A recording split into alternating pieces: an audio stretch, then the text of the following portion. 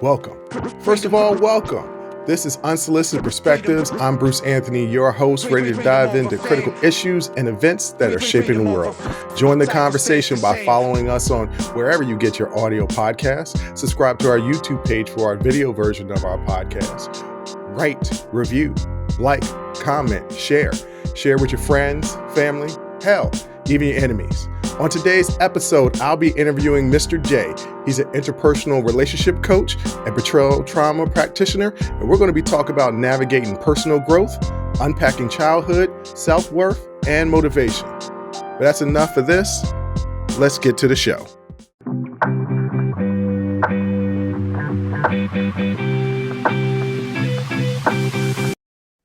Well, ladies and gentlemen, like I said in the intro, I'm here with Mr. J. Now, Mr. J has a long list of things that he actually is. He's an MAT and ministry certified person, professional relationship coach, certified betrayal trauma practitioner, certified special education teacher. He has a bachelor's in psychology. He's an author of children's books. Most important, Air Force and Army veteran. Thank you for your service. Inspirational public speaker, activist, wedding officiant, and also maybe your most important job, a parent.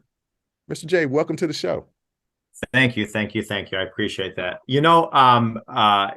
It's interesting because I am a relationship coach and I specialize in betrayal trauma. Mm-hmm. And I always find it eye-opening that when I do interviews, and I completely understand, I respect the process. Everybody initially is focused on, credentials, and they understandably.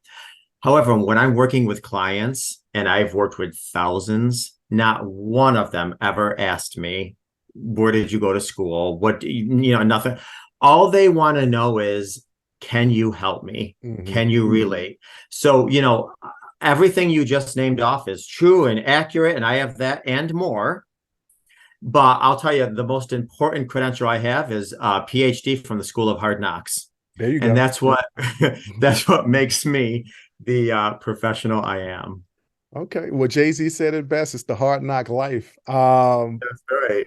Speaking of hard knock life, the first thing I want to ask you is early childhood experiences. Some people will say trauma, and there's definitely that. There's definitely childhood trauma. There's also childhood experiences. How do you think these experiences and traumas shape our view of ourselves and others? Okay, well, first of all, tremendously, because number one, if we come into the world, for the most part, there are some genetic components, there are some biological components, but certainly environment plays a crucial role. The first 18 months of our life, we get our attachment style. Mm-hmm. The first 2 years of our life, we get our love language.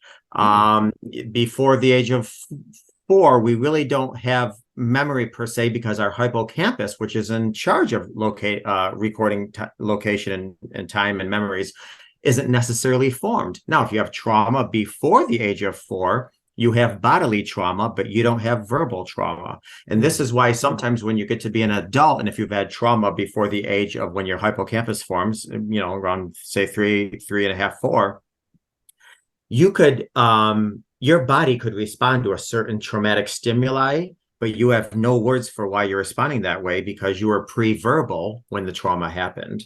Huh. Trauma also changes the filters in our brain. So people that are traumatized in childhood, they don't view the world in the same way that somebody who had, say a less traumatic childhood or a Leave It to Beaver childhood or what have you. So without question, childhood, we come into the world relatively on a clean slate for the most part. And our experiences, our education, and then all those things, all those other things, like, are you left-handed? Are you right-handed? Are you gay? Are you straight? Are you black? Are you white? Are you extremely thin? Are you extremely fat? Every component adds to our experiences. And again, even our environment with our parents overtly showing intimacy hugs and kisses and compliments, or are they, standoffish? I mean, without question, I always say we spend the first 18 years of our life learning what we know, and the next 70 years of our life trying to unlearn all of that. Wow. Okay. Woo. Okay. That was a lot. One of the things that you said a lot of things that were fascinating. One of the things that I quickly picked up on is that our love languages are formed within the first 2 years of our life. For the most part, yeah, there are some exceptions, but yes. So it's so very, very interesting because whenever I'm dating somebody, I call it hocus pocus. Women tend to, and I'm not generalizing out there, women. I'm just saying the women that I've dealt with in my life, they tend to do zodiac signs and astrology and all that type of stuff. But one of the things that was introduced to me probably about 10 to 12 years ago was love languages. And as I've gotten more and more into it, I've learned what my love languages are. And I try to learn what my significant other's love language is. How is that developed in the first 2 years? Is that just based on we learn our love language, or our love languages are developed based on how we interact with our parents or our caretakers? Well, what's fascinating is studies really haven't proven that yet. Hmm. So some people think it's genetic and biological, and some people think it's environment, and other people think it's both. There is a train of thought out there, or a mindset out there, that a lot of the times what your primary caregiver gave you, that's what you acclimated to. However, the flip side of that is whatever your primary caretaker didn't give you, that's your love language, because you're always seeking it. So we don't necessarily know where love languages, for the most part, start planting seeds and growing. We just know that we all have, well, first of all, we all need all five. We all need all five. We do need all But, five. Okay. we all need all five. But somebody has a primary love language and a secondary love language. So, your primary might be physical touch, and your secondary might be gifts. And so all of them are going to speak to you, but what speaks to you the most is your primary and secondary. And the reason why this is important in relationships is because I can't tell you how many times I'm talking with a couple, and one of them will be home on the couch waiting for their partner to come home, thinking we're going to have this big talk, and they're going to ask me how my day was. And then their partner walks in and sees that there's a sink full of dishes, and they start doing the dishes. And then the one partner will be saying, like, I'm on the couch. You don't come and say hi to me. You don't ask me how my day was. And then when I'm talking to the other person, like, oh my God, I'm sorry. I saw dishes, and I thought it would show you love to do the dishes. So both of them had great intent, but they're just missing a spark here. Yeah. And so you have to, then we get to know, oh, this person's love language is acts of kindness. This person's love language is quality time. If they knew that, they would understand, and start speaking it to each other. And love languages is the one area in life where you don't treat others as you want to be treated. Okay. I know, I don't want to get too personal on my end, but I'll say I know what my primary love language is. My primary love language is words of affirmation. I don't know why that is, but I guess I do give words of affirmation. Okay, we're kind of detouring, but there was something else that you said that I thought was really, really interesting, and it was our attachment styles are also formed in the first 18 months. And can you explain what exactly those attachment styles are? Yeah, which, by the way, I can talk. So if you need to stop me or interrupt me at any point, just let me know. Mr. J, this is what we do on Unsolicited Perspectives. We talk. Go Okay. for it. Okay.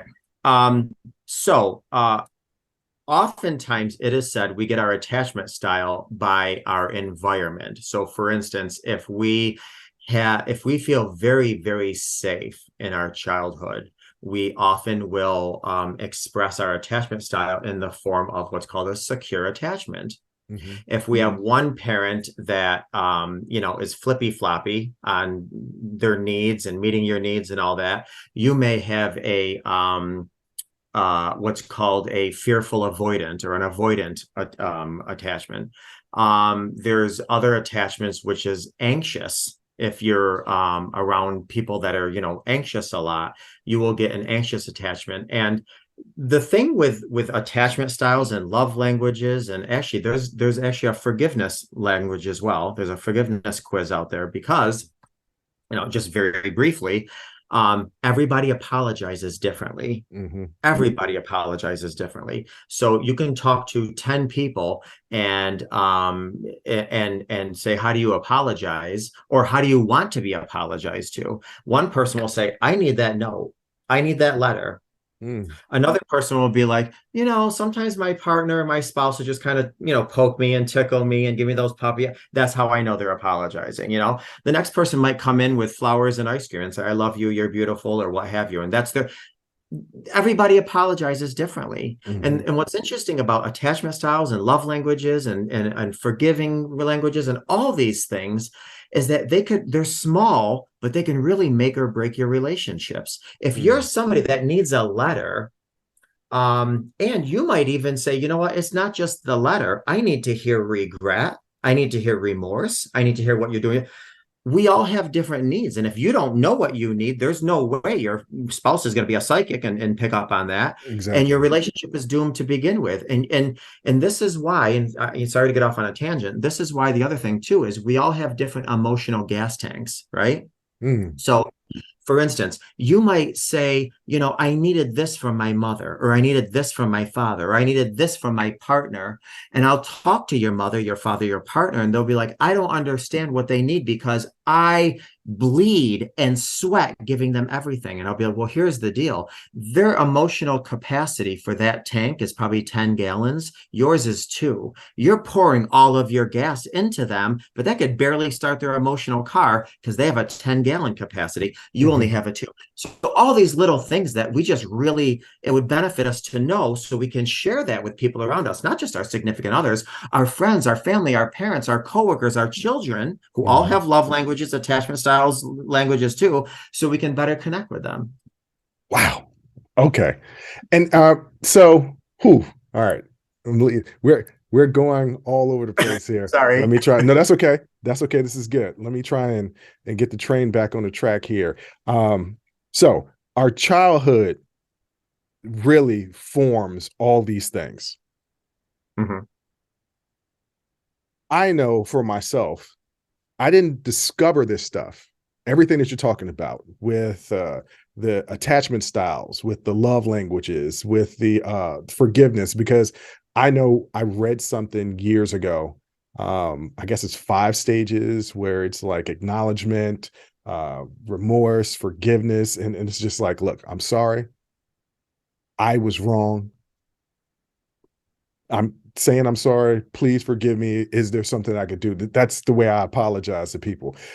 Are all of these things formed in us in our childhood, and how can we help people recognize these things earlier in life as opposed to getting into relationships in adulthood, going to therapy, and then finally discovering these things? How can we address these, let people know what their attachment styles are and all that stuff earlier in life so that we can raise the next generation can be well uh, equipped emotionally adults as opposed to a lot of us now. Okay, so there's some good news and not so good news, and Okay. that is you can and you can't. And here's what I Okay. so listen, if you are an informed parent on relationship styles, attachment styles, love language, whatever, certainly you can have these ongoing conversations with your kids to Mhm. where they know what they are growing up, and then they'll be more apt to give that, that information to their spouse. However, Bruce, is that what you prefer to be called? Yes. Okay. You're not the same person today than you were 5 years ago. This And is you're true. not going to be the same person 5 years from now that you are today. Mhm. So some of these things are going to change and evolve. I always say we are far more than human beings. We're human evolvements Mhm. because we grow. Mhm. And so our love language, for the most part, stays consistent about 90% of the time. It can change about 10% of the time, but our attachment style can change depending on work that you do, relationships that you go through. So you might be, have a secure attachment at one point in life, and next thing you know, you're a conflict of you're fearful, avoidant, or dismissive, or what have you, because you went through a rocky 15-year horrible marriage. Hmm. So I mean, that's the thing too, is some things change. Again, love languages rarely change, but Hmm. I talk to people who have been through trauma, betrayal trauma. That's my specialty, betrayal trauma, and even their love language changed. So that's to answer your question. Yes, getting to know yourself is crucial and critical in telling your kids, but as your kids experience life, they're Hmm. going to evolve into different things, and they're going to have to continually build bridges to themselves and the people they're with. Wow. Okay. Natural evolution, just like we are, we naturally evolved. I say it all the time on this show that 20-year-old Bruce, 30-year-old Bruce, 40-year-old Bruce, completely different people Yeah. from each other. I don't know what's going to happen when I turn 50. I have no idea what type of person I'm going to be. I think I'm continuously evolving to a better person. That's the hope. But okay, so with all these things that's going on, and all these experiences in your childhood, in everybody's childhood, how do you think some individuals struggle with recognizing and embracing their own self-worth? Okay. So again, there are some genetic and biological factors, certainly environmental factors. Um, we believe the voice in our head the most, Hmm. which is good. You say that That is good. it's good. The Okay. not so good thing is that voice in our head is usually the voice of one of our parents when we're younger, Huh. and that's not all the time good. Uh-huh. So, if you were told growing up whatever you were told, that could become your voice.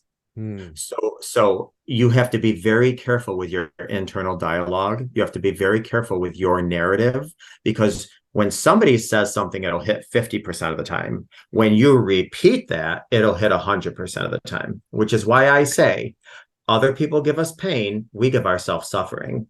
So right now, Bruce, if I say something, like let's just say if I say something mean to you right now, right? Hmm.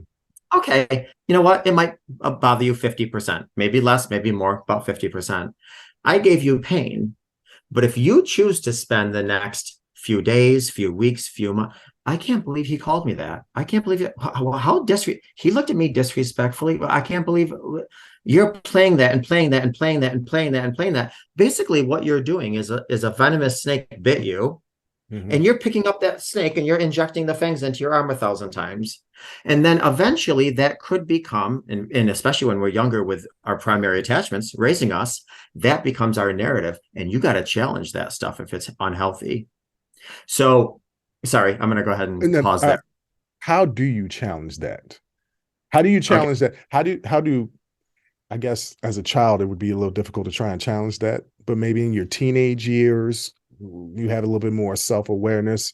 And then definitely in your adult years, how do you challenge those suffering thoughts that are running in your head? Because I know a lot of people out there listening to this have that. Everybody does. Everybody has those things where it's an offhand comment that it typically would be benign, but for some strange reason, it just sticks at you and you can't let it go. Yeah. And I'm going to tell you something, a couple of things. Number one, we have to be very careful, because I always say, whatever we look for, we will find. Mm, I have a son who's 12, and he is starting to go to school dances now. And he'll say, "Oh, what if people look at me, and what if this?" And this is what I tell him. I say, "Luke, I'm going to tell you something, because trust me, this is what I do. If you walk into a place and you have insecurity, inferiority, shame, guilt, embarrassment, what you name it, then what happens is when people are looking at you, it's going to go through your filters, not reality. Your filters, your filter is going to interpret that as I'm being judged, I'm being mm, criticized, I'm being condemned, I'm going to be doing. So if you also walk into the room and tell yourself, if people look at me, it's because I am the bomb. And they're going to want to, oh my God, who dressed you? Who are you? Why are you so savvy and cool? And so when people look at you, now you have a sense of confidence as opposed to trying to go crawl into a hole because why are people looking at me? They're judging me. So your attitude has everything to do with what you look for in life. Now, where do we get our attitude? Well, we have to be very careful because, again, a lot of that comes from our childhood, our experiences. One of the things I have people do as they get a little older is ask them their definition of forgiveness, which, by the way, I'll ask you, what's your definition of forgiveness? Most of the time, when people just say, I'm sorry, I tend to just let things go. That's so I don't know exactly what it is, but Hey, I'm going to try not to turn all coachy here, but what does that mean? Let it go. There's something that just releases inside of me. If somebody has agitated me, or has done something to me, and they come to me and they say, Bruce, you know what I did to you, I'm sorry about that. I almost immediately let it go. Like something in my body just lets it go, washes it away, and then I don't ever think about it again. If it's a betrayal, the relationship kind of changes. I have had that. I've had friends, best friends, that have done certain things, and we're no longer best friends. We're still friendly towards each other, but we're no longer best friends. And they apologized in their own way, but the relationship can never be what it was in my mind. But I don't have any ill will towards them, and I still reach out and talk to them from time to time. The relationship just isn't the same, but I'm not angry towards them in any way. So I just kind of just let things go. Okay, so let me ask you a question. Because we are our own worst enemy, have you made a list or have been thoughtful or mindful or cognizant of all the things that you did to harm yourself? Have you asked forgiveness for that? Ooh, have I asked forgiveness of myself to the things I've Yes. done to myself? And listen, Bruce, listen, Mm, even beyond that, have you forgiven yourself for believing any of the lies you were told when you were younger that weren't true? mm. Nope. Nope. There are certain situations where I'm just like, that was stupid. I should have seen that one coming. So yeah, no, I haven't. There's certain issues that I've dealt with in relationships where somebody has done something and I'm like, I saw this coming from around the corner, but I still walked into that corner.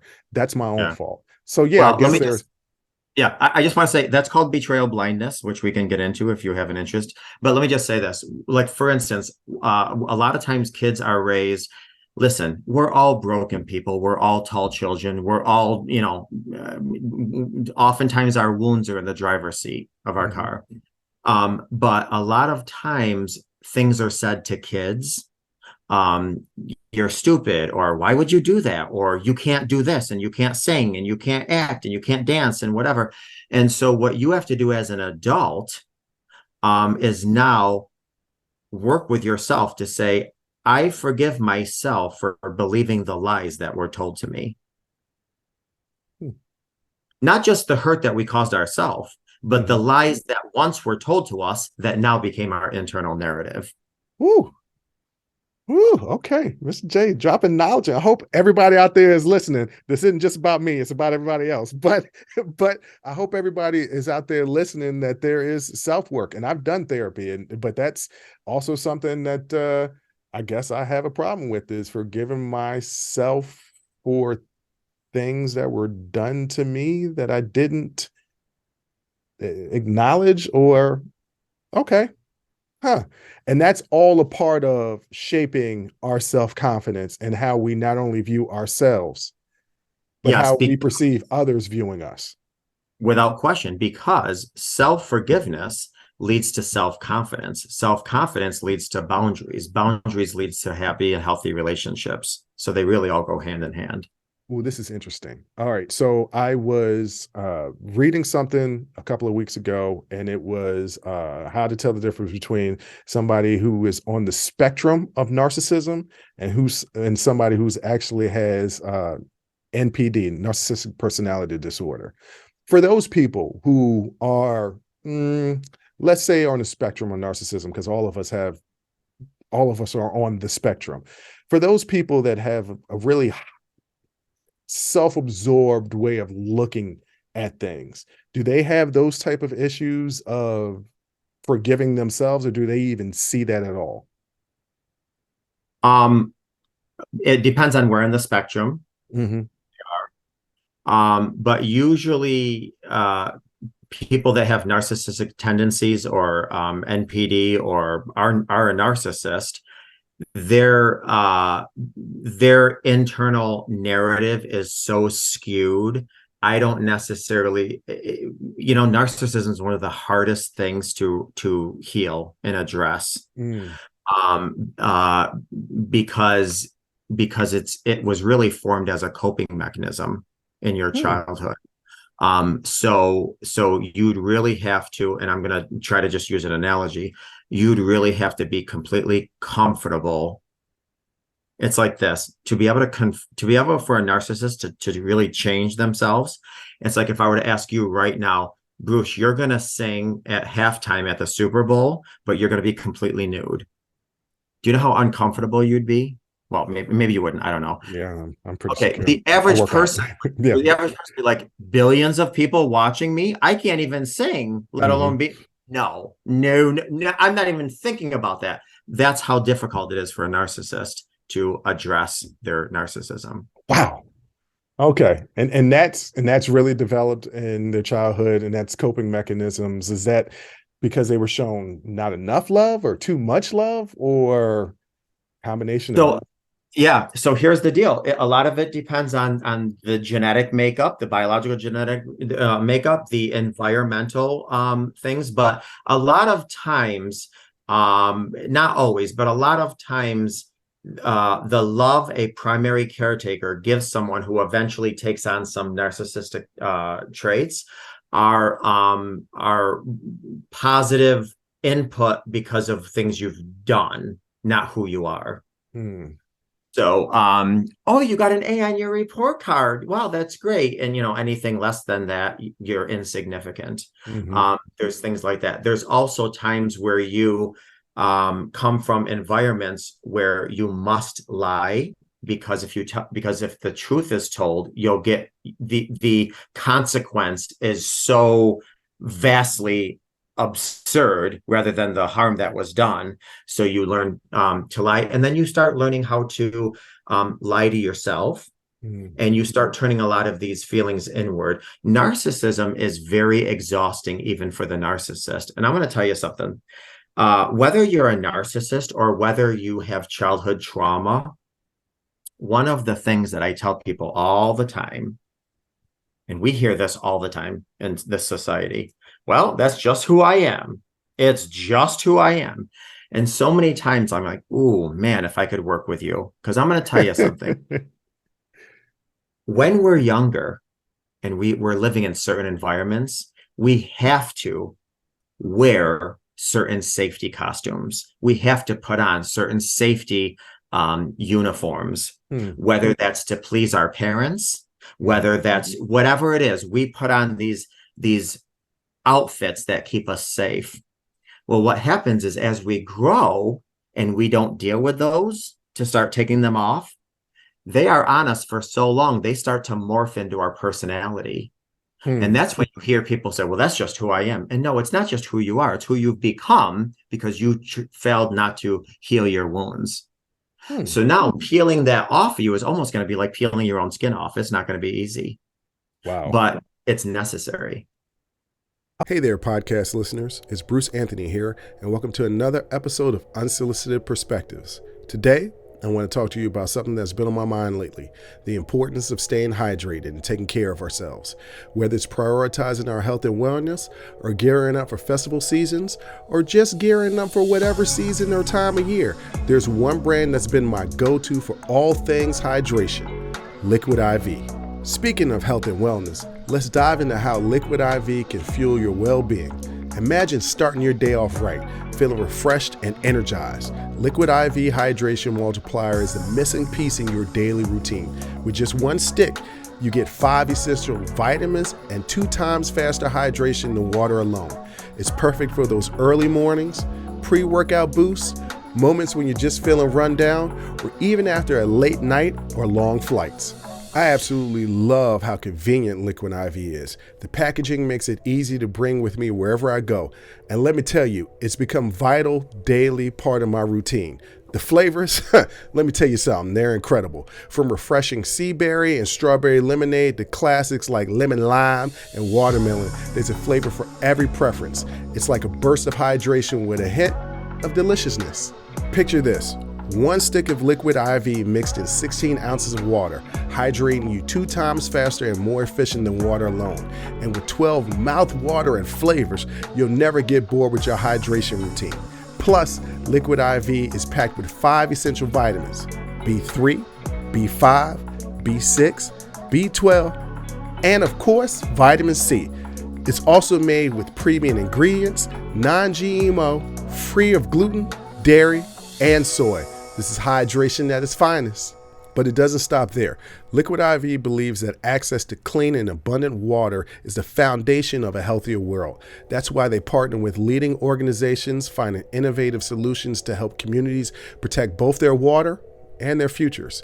It's incredible to know that Liquid IV has already donated over 39 million servings in 50 plus countries around the world. They truly walk the talk. Get 20% off when you go to liquidiv.com and use code UNSOLICITED at checkout. That's 20% off anything you order when you shop Better Hydration today using promo code UNSOLICITED at liquidiv.com. Remember, folks, taking care of ourselves should always be a priority. So why wait? Head over to liquidiv.com, pick your favorite flavors, and experience hydration like never before. Stay refreshed, stay hydrated, and keep rocking those unsolicited perspectives.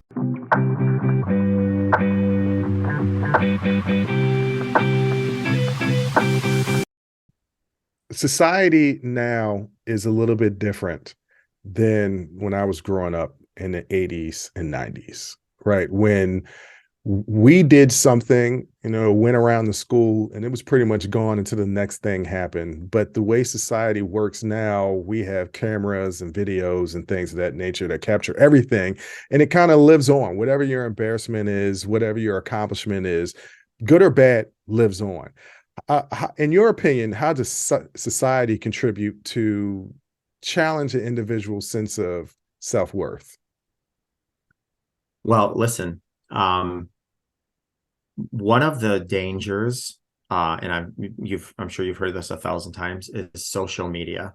Mm-hmm. First of all, you can't watch a show without questioning if you need a medication, because every other commercial is, does your left nostril itch?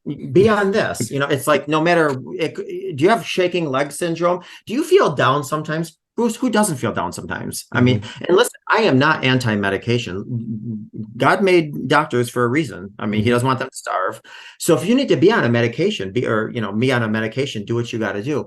But the media and social media is so toxic for young kids. Now then you get into the Inquirers and all that stuff, and if you don't look like Twiggy, and if you're not this thin, then you're insignificant and you're not beautiful, because those aren't cover model material, whatever. Then you look at Facebook and it's like, look at the vacation my family went on, and look at the dinner my made, whatever.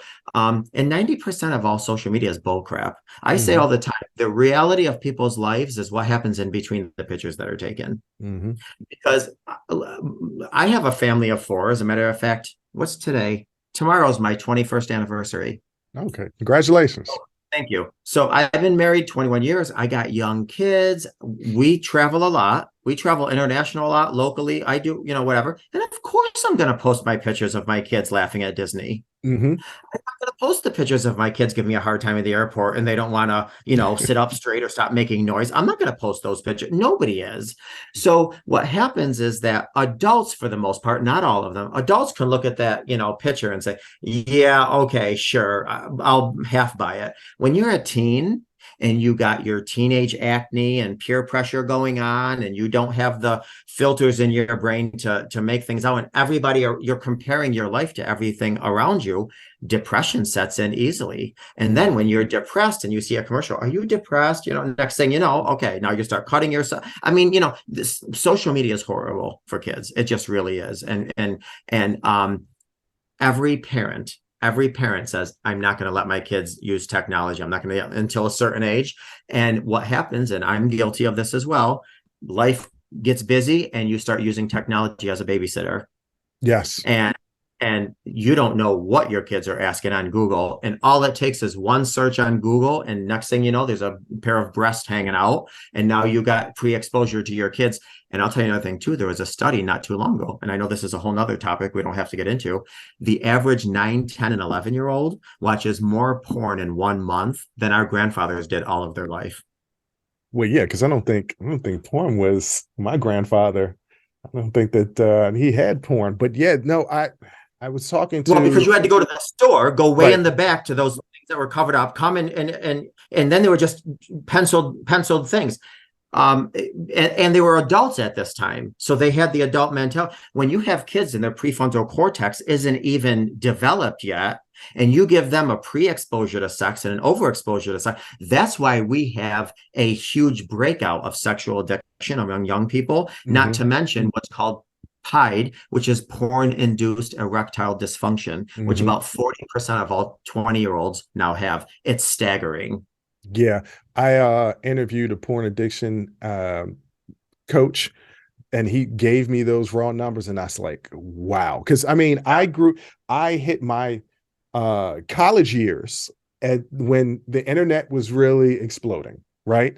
So the access to pornography was a lot easier in college than it was in high school. It was a 2, 3 year difference, and then boom, there was.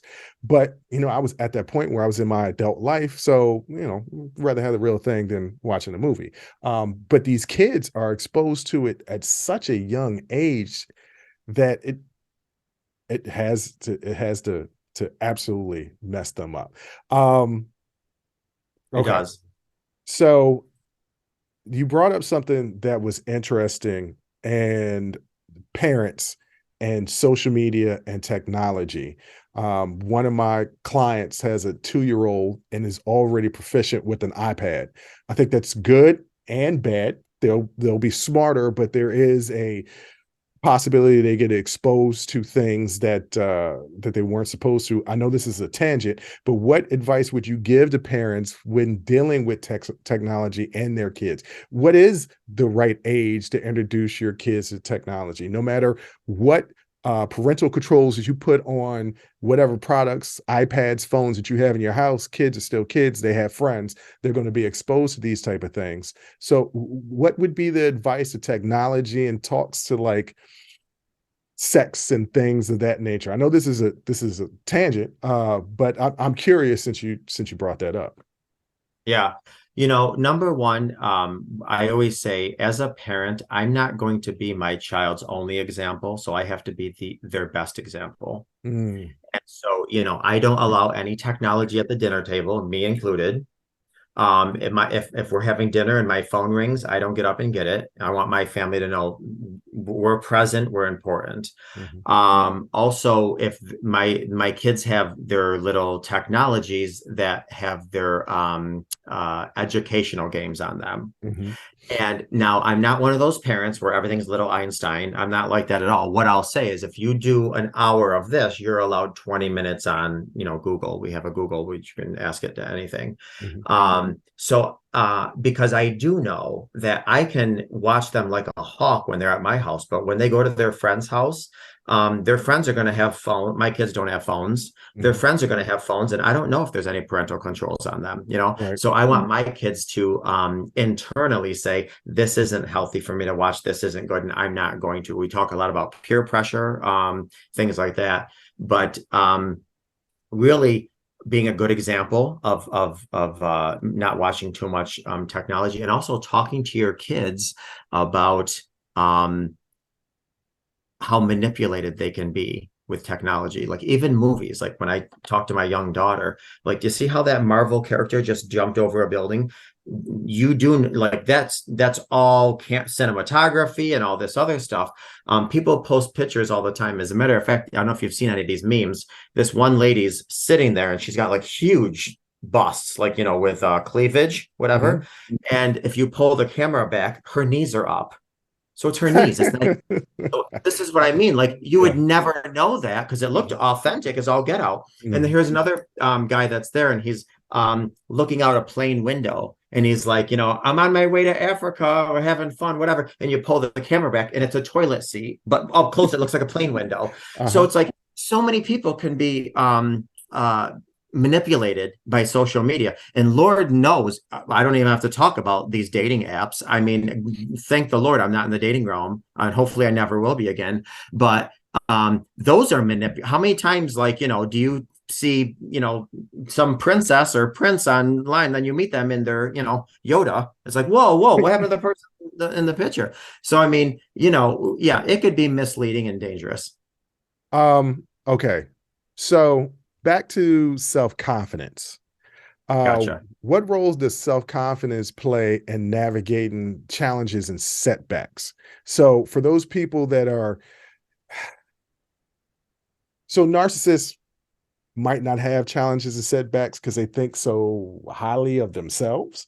But for those people that have that suffering in their head where they play these things that are people have said to them or done to them over and over and over and over and over again. Like, how does that self-confidence come into play when they're trying to navigate just life and the challenges and the setbacks that just happen in life? Yeah. Well, first, let me just say this, Bruce. We date on the level of our self-esteem, Ooh. which is why sometimes, you'll be at the mall and you'll be like, what is she doing with him? Or whatever the case is. And self-confidence plays a huge role in what we bring to the dating table, the relationship table. So that's why it's very crucial to work on your self-confidence. So you are, I hate to say this, getting the best bang for your buck. Okay. Okay, that's that. Now, the other thing too is confidence and low self-esteem, whatever, plays with the filters in your mind.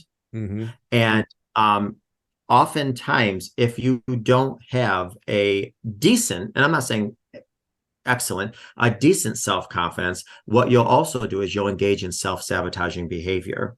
So you could have a relationship that's going well, but because internally you don't feel as if you're good enough, you feel like you're broken, you feel like you're unworthy, you feel like you're damaged goods, you're going to do things to self-sabotage that relationship. So when it ends, now guess what? You were right. You were right.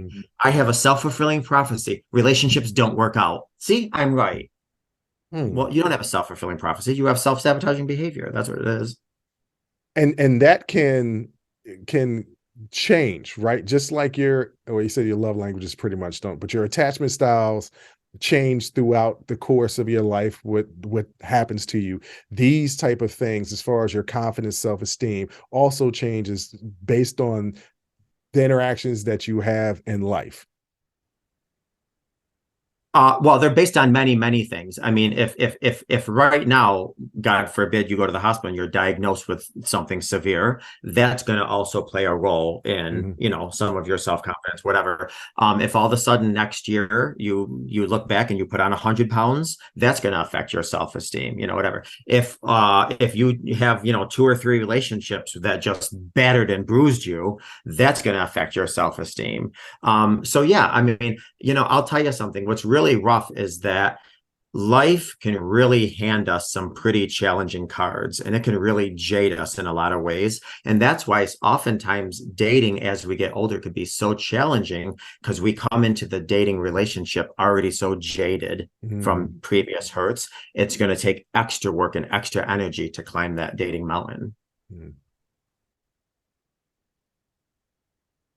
So, Mr. J, you brought up something really interesting about all of these interactions going from our childhood and our love language, attachment styles, life, self-confidence, self-esteem, and relationships. Now, for a lot of people that know me in my personal life, they know I have a lot of female friends, all platonic, ladies and gentlemen, all platonic. But a lot of my female friends will ask me about dating advice. And there are times where I'm looking at it and I'm saying to them, like, you're a dope person, you're a beautiful person. What you're telling me that your other person is doing is not that's not good. Like, you see that, right? Yeah, I see it. But then they go back to that. Is that a self-confidence thing? And I know they're gonna kill me. Some of y'all are gonna kill me. I know this. Is that a self-confidence thing? Is that a self-esteem thing? I think a lot of them, when I talk to them, are just afraid of being alone. People out there are just lonely and don't want to be alone, can't deal with just themselves. So I'm just curious to get your take on. I know that's a loaded question. There's a lot in there, but your take on just how life happens and how that affects us in relationships, and then the outcome of those relationships, how that affects us, whether it's a bad breakup, good breakup, what have you. Yeah, yeah. Well, first of all, let me just say that our society, for the most part, is geared towards couples. We go out to dinner, usually, a couple, like you buy tickets to something, like our environment, our society is based on couples. As a matter of fact, I have a friend very quickly who lost her husband, Mm, and now she's raising her child alone. mhm, And she went to book a cruise, and it said, uh, buy an adult ticket and get your child for free. Well, she bought a ticket and she went on the cruise, and they told her, oh, no, if the adults pay, the kid is free. And she said, well, I did pay. And they said, well, yeah, but it's if the adults, if two adults, if the parents, plural, pay you. And she was like, well, I don't have two, it's only me. So everything, that's number one. Number two, unfortunately, society is set up to, oh, you don't have a man? What's wrong with you? mm, Oh, you don't have a woman? What you got? Nothing packing? Like, I mean, there's all these judgments. mhm, And so there's a we will tolerate so much to keep somebody in our life, to keep up a facade, mm, rather than just uh, being happy, being single. And certainly, other things play a role. Like I said, self-esteem in dating, image in dating, what have you. Then there's also things in relationships where, we can go down this direction if you want, where we live in a day and age where manipulators are very good, very good. mhm, And there's a lot of people that I call breadcrumbers. So they'll mm, treat you bad, they'll treat you bad, they'll treat you bad. And once you start having a little bit of, I don't know about this, they'll throw you some breadcrumbs. Come on, baby, mm, love you. mhm. We're gonna do this, and next year I'm gonna get a big raise, and I'm gonna take you here. After those breadcrumbs are done, they go back to their ways. Right. So, I might have actually completely forgot your question. So if you, It was a loaded question. There was a lot in there, but I'm curious. You brought up breadcrumbs. I'm curious in those instances where people are being manipulators. Some of them obviously know that they are, but aren't there cases where people don't know that they're manipulating? don't know they're manipulating or don't know they're being manipulated. Don't know that they are manipulating another person. Okay, yes and no. Okay. Because listen, I think there are people out there that have such good game, they don't know they're on the game board. Hmm. So probably. But if they were to get real with themselves and actually put themselves in the position of the other person, they wouldn't like that feeling. Hmm. So I know. Now on the other side, I think people take way too much hopium. Oh, they're going to Hmm. change. Oh, they don't act like that, usually. Or, oh, they're going through a stressful time. Or how many bruises do you need until somebody has a good day? I mean, come on. I don't know if I subscribe too much into if you don't know your play, because here's the deal. People that don't know they're being manipulative will change if they're told. Hmm. They won't if they are playing the manipulation game. Okay. Because in my youth, maybe I was Sure.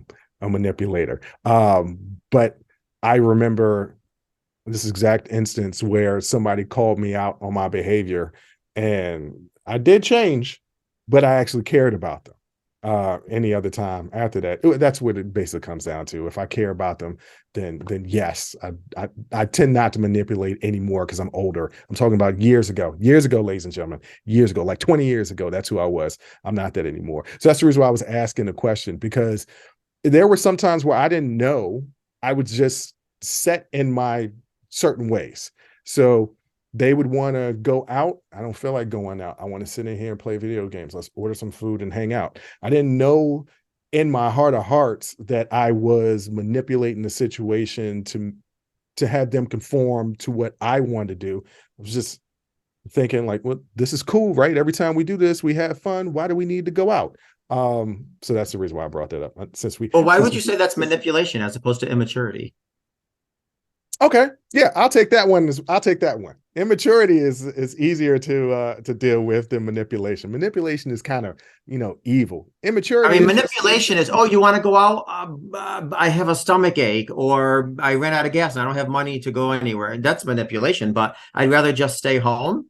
Yeah, that's not looking at the other person's best interest, but I don't know if that's selfish. manipulation. Yeah, I'm selfish. I was selfish. So I was okay. So self-worth and separation and divorce. A recent friend that I've known for years came in to visit and had two other friends with them when they came in to visit.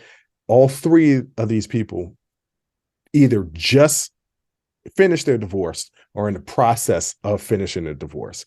The person that finished their divorce, they are in a really good place. Every now and then when they would talk about the breakup, there was a little bit of anger, a little bit of hurt, but I know they are in a really, really good place. The other two, the entire conversation was around the divorce, and there was so much anger. What is something that people can do as far as their self-worth, their self-esteem after a separation or a divorce or a bad breakup? Because I see a lot of people out there that break up and they fall into these holes, and then they don't want to be alone. So they go out and date. And then I see the people that they're dating. I'm like, I mean, I don't think I'm better than anybody, but you're like a 8 or 9 and you're dating a 2, right? Like, is their personality a 10? Because okay, but if their personality isn't a 10, then you can do a little bit better here. You're in a bad place. Maybe you should take some time. So what is your advice to people out there that end a relationship and not feeling too good about themselves, not about the relationship, but themselves? Okay, number one, I always say prevention is much better than future intervention. So I'll explain that in a second. So and I don't want to sound like that Tom Cruise, Cuba Gooding, I think it was, movie of You Had Me at no, sorry, I'm thinking of Show Me the Money. Sorry, wrong movie. That's the Bottom same movie. line. That's the same Oh, movie. it is? Okay, Tom there you go. Cruise. Okay, all right. Bottom line, you cannot get into a relationship with looking for somebody to complete you. You have to get into a relationship after you are completely full and content, and then you're looking for somebody to complement you. That's number one. Okay. Because what happens is that we all have baggage. We all have baggage. And what we do is we look for people we think is going to go through our garbage with us and help heal us. What we don't realize is they don't have the capacity to do that. And by the way, they're expecting you to go through their garbage and heal them. And so what happens is two broken people come together, break each other down even more so, then morph your personality into the other person, because you're expecting them to be your hero. You're expecting them to save you in life. You're expecting them to give you back faith in humanity. Everybody over here hurt me, and my parents hurt me, and this hurt me. You're going to renew my faith in humanity. And then when they break you, you walk away broken because you weren't full to begin with. You weren't complete to begin with. So you got to be complete before you get into a relationship, so you don't lose yourself in the process of a relationship, so you don't even know who you are when you get out of a relationship. Ooh. Well, but okay, so let me ask you this, because I've always believed not complete. I used to believe in complete, but I always felt like a relationship, you can actually better each other. Like you can complement each other. I'm not the type of person that really likes to go out too much. But I tend to date people who do like to go out. And when I go out with them, I'm like, oh, going out isn't so bad. So they take me out of my comfort zone, and I as well take them out of their comfort zone and introduce. So is that the same thing as completing, or is that just complimenting and enhancing? No. That's absolutely complimenting. See, here's the deal. One of the things I talking about self-esteem and all this other stuff, one of the things that I will have people do on their own time is go have a conversation with yourself in the mirror. And if you can maintain eye contact, that's a good indication. If all of a sudden you're looking around and you're looking up and down, and then, next thing you know, you're going to do something because you're trying to numb, distract, avoid, that tells me you don't have a good, not all the time, I don't want to paint a broad brush, but that's an indicator that, you know what, there's some discomfort with your internal soul. And we need to do some, emotional surgery so we can get, more confident. And so what we don't want is to feel good about ourselves when we're around someone. We can love what they bring out in us. We can, but if we are shattered and we don't like who we are when they're not with us, we've given them too much power. Okay.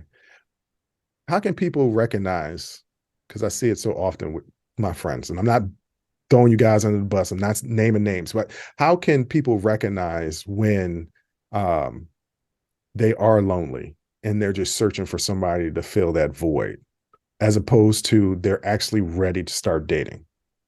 Yeah. Here again, prevention is better than future intervention, meaning this. When you date someone, and listen, there's some people are looking for Mr. Right, other people are looking for Mr. Right now, whatever, I get it. But if you're looking for someone that you want to have a long-term situation with, then you need to make sure that you do a values assessment. So you know your values. You also know your goals.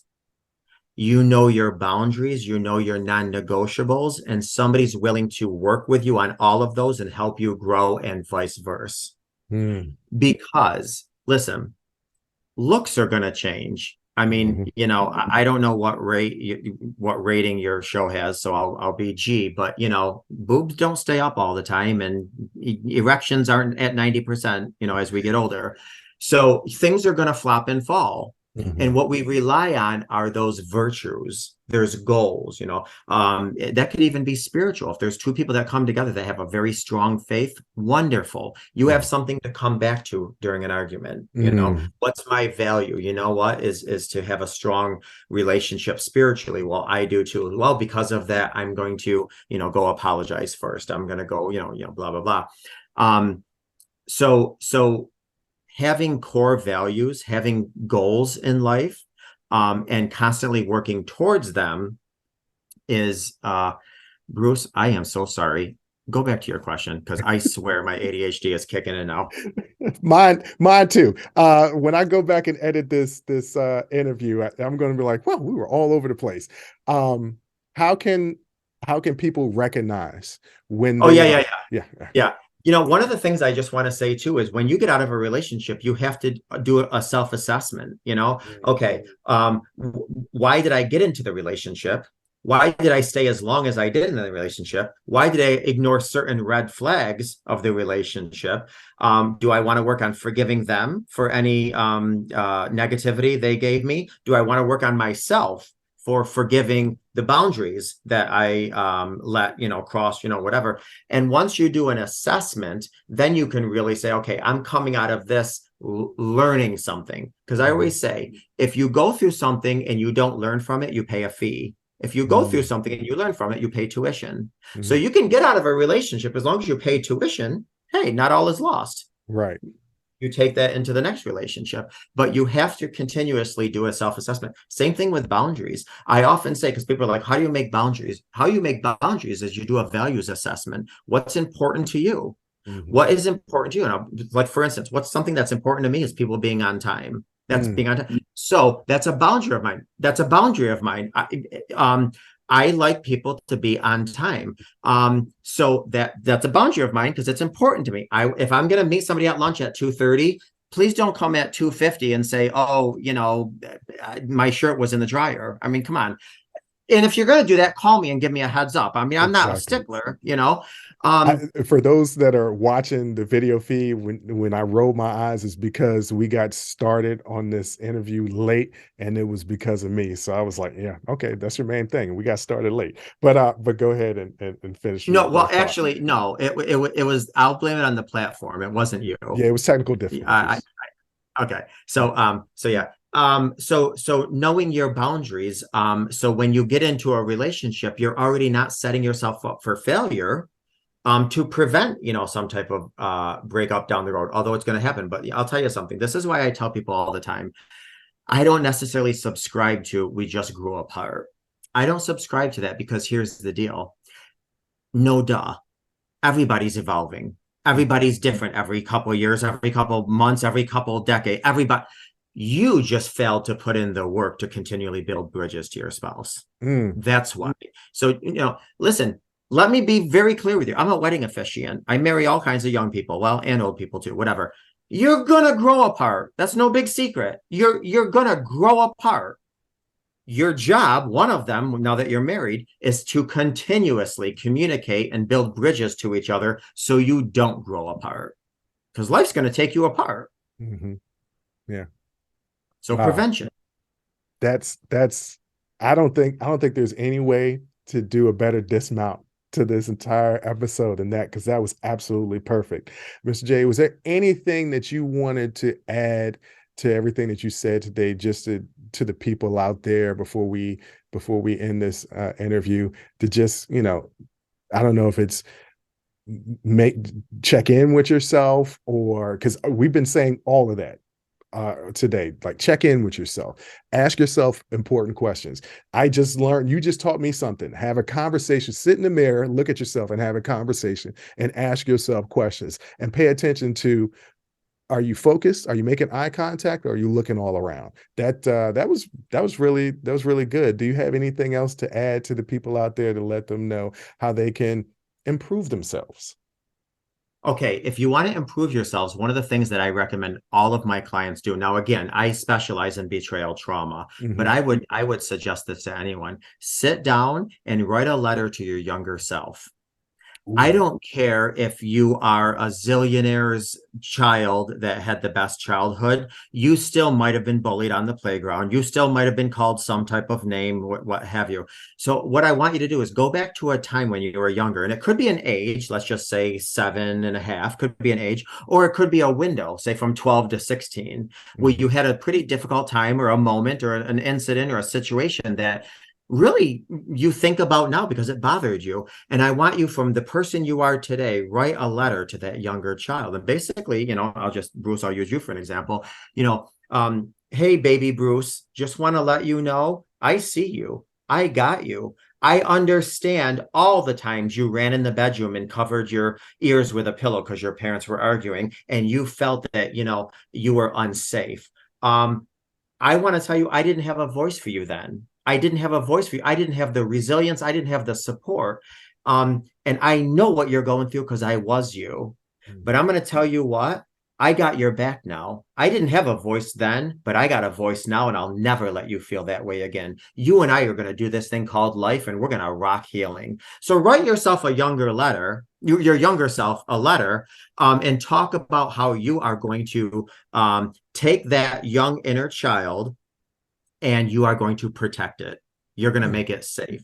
Now, sometimes I tell people, hey, get a picture of yourself when you're younger, put it in your car, put it in your bathroom mirror, whatever. Every time you see it, give your younger self a high five and say, I got you, bud. Inject some good affirmations into that child, and just and the last thing I just want to say is be very careful not to expect you from others. And I say this because, and I'll just give you, so for instance, when I spend the night at somebody's house, I don't care if it's a family member, a friend, a neighbor, what have you. Sometimes I'll leave like $5 or $10 in a little secret place in the room. I never tell anybody I'll do that, but I know that I know that I know that one day, whether it's the following day or 25 years down the road, they're going to find that and it's going to bring a smile to their face. And that makes me smile. Now, do I expect people to do that to me? Absolutely not. But I just do it because that's me. So you got to be very careful not expecting you from others. How many times, Bruce, do we hear ourselves say, well, common sense says, no, that's common to you. It's not common to them.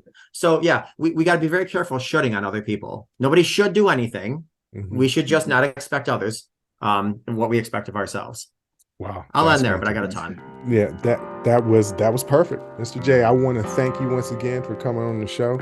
I think that my audience will have learned a lot because I learned a tremendous amount. I'm going to write a letter to my younger self tonight. And oh my gosh. I don't know what I'm going to say to my younger self. I'm going to be like, hey man, you made it. I don't know, something like that. But that's that's not your younger self. That's your older self. You already your younger self. No, younger self still had dreams and goals. Always been a goal-oriented person. So it was dreams and goals, and just said, like, hey man, you made it. But once again, I want to thank you for coming on and happy Veterans Day. I appreciate that. Thank you. Whew. That was a hell of a show. Thank you for rocking with us here on Unsolicited Perspectives with Bruce Anthony. Now, before you go, don't forget to follow, subscribe, like, comment, and share our podcast wherever you're listening or watching it to it. Pass it along to your friends. If you enjoy it, that means the people that you rock will enjoy it also. So share the wealth, share the knowledge, share the noise. And for all those people that say, well, I don't have a YouTube. If you have a Gmail account, you have a YouTube. Subscribe to our YouTube channel where you can actually watch our video podcast. But the real party is on our Patreon page, After Hours Uncensored and Talking Straight-ish. After Hours Uncensored is another show with my sister. And once again, the key word there is uncensored. Those are exclusively on our Patreon page. Jump onto our website at unsolicitedperspective.com for all things us. That's where you can get all of our audio, video, our blogs, and even buy our merch. And if you're really feeling generous and want to help us out, you can donate on our donations page. Donations go strictly to improving our software and hardware so we can keep giving you guys good content that you can clearly listen to and that you can clearly see. So any donation would be appreciative. Most importantly, I want to say thank you for listening and watching and supporting us. And I'll catch you next time. Audi 5000. Peace.